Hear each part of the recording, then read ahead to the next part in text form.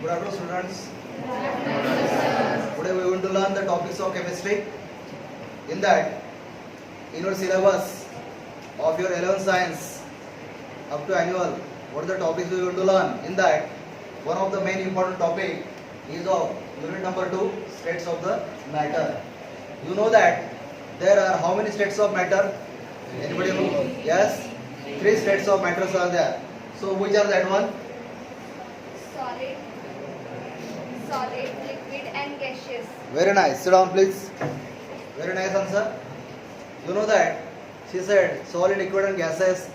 One more state is there, and that is of plasma.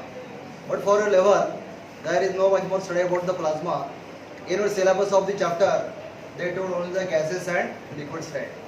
Okay. About the solids, you know that solid has the definite shape, size, volume also there. What's about the liquid? Liquid has no definite shape. Okay, what are the shape is there? That can be attained the shape of the container. Okay, but what's about the gases? Gases has neither definite shape, no definite size also. Clear? Okay, so it depends upon the intermolecular forces of the attraction of the molecules that might be either in the solid state, liquid state, or gaseous state.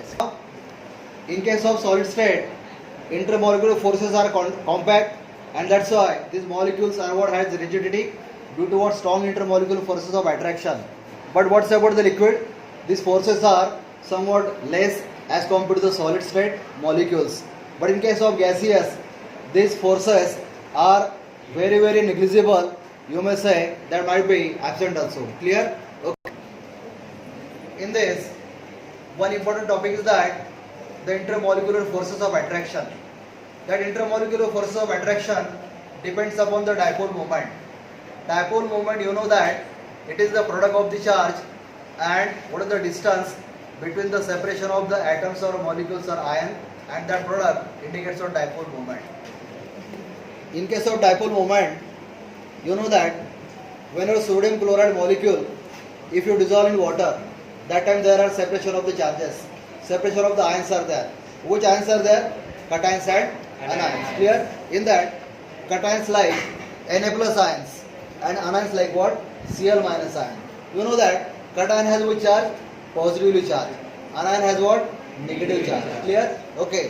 When your cations are goes into the solution, in case of NaCl solution, that time toward these positive charges there is attraction with what negative charges of the oxygen atom of water molecule. You know, formula for water is of H2O, means HOH. Clear? That structure we can observe over here. Hydrogen has almost partial positive charge and oxygen has what? Partial negative charge.